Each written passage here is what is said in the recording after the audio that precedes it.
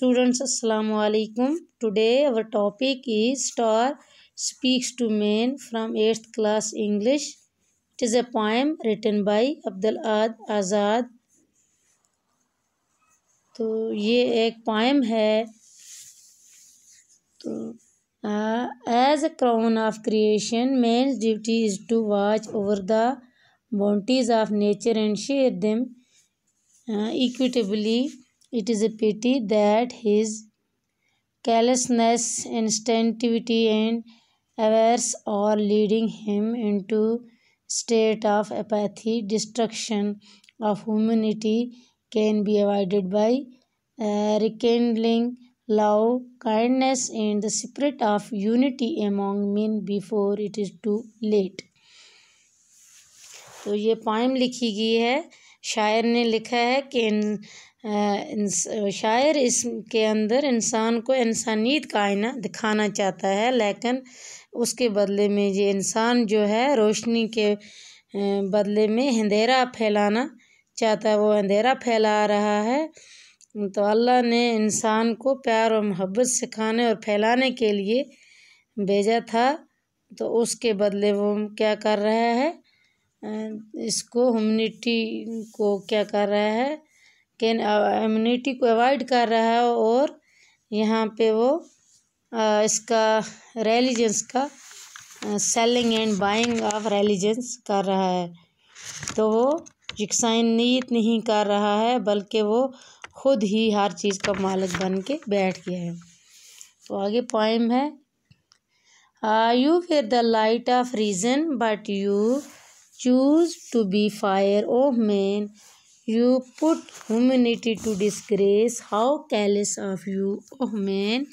Nature had fashioned you to apportion love and affection, but you took to buying and selling religions and faith instead. तो ये शायर इस नज़म में इंसान को इंसानियत का आईना दिखाना चाहता है. शायर इंसान को कहता है कि अल्लाह ने ए इंसान तुझे इस दुनिया में रोशनी बनाया था, यानी तुझे चमकीला बनाया था, लेकिन तू इसे अंधेरा बनकर अंधेरा ही फैला रहा है.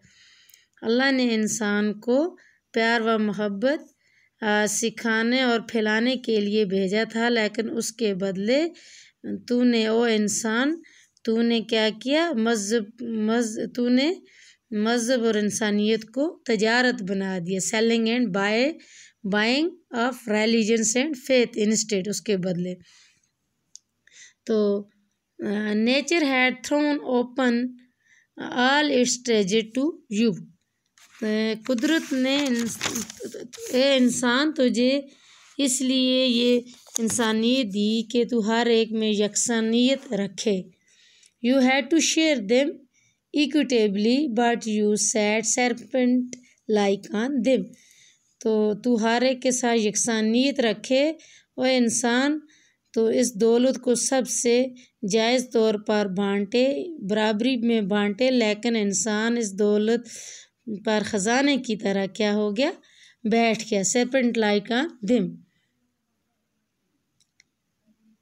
Oh, one world, one mankind, as close to one another as the nail to the flesh. तो इंसान एक ही था, सब लोग एक जैसे ही थे, एक ही दुनिया में रहते थे, एक साथ ऐसे रहते थे जैसे नाखून और गोश्त. तो इसका दूसरा स्टेंजा है. Who then ignited the fire of division and duality in your mind? You pose to be pillar of religions and dharma without caring the least of either. तो शायर इंसान से कहता है कि इस दिमाग में ये फ़िरका परस्ती और ये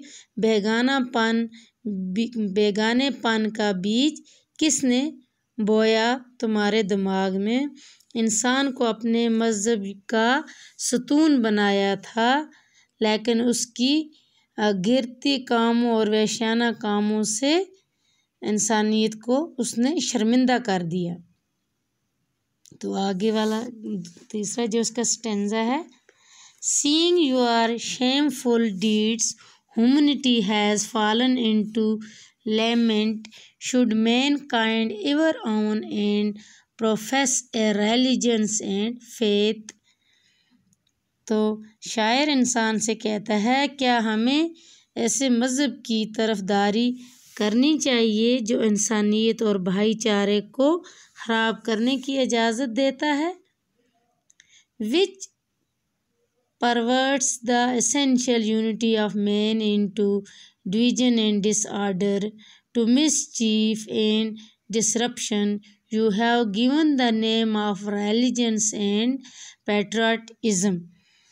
तो जो यकसानियत को फ़िरक़ों में मुतबदल करना चाहता है, इंसान ने अपनी उथल पुथल और गंदी सोच को मज़हब और देशभक्ति का नाम दिया है। That which you call awakening a stupefying hangover, your own misdeeds have deluded you and you grumbled against faith। तो शायर कहता है कि वो अपनी सुस्त और बदहाल ज़िंदगी को जागने का नाम देता है। इंसान के बुरे कामों ने ही इसे लूट लिया। इंसान इतना लालची बन गया कि उसकी लालच का कोई अंदाज़ा भी नहीं। Still pursuing the hackneyed ways, how can you ferry across your heart restlessly vibrating, your vision clouded by fantasies। तो वो इंसान जो खुद जो सब कुछ पाना चाहता है, कोई भी रास्ता अपना कर वो सब कुछ हासिल करना चाहता है, शायर इंसान को जागने के लिए कहता है।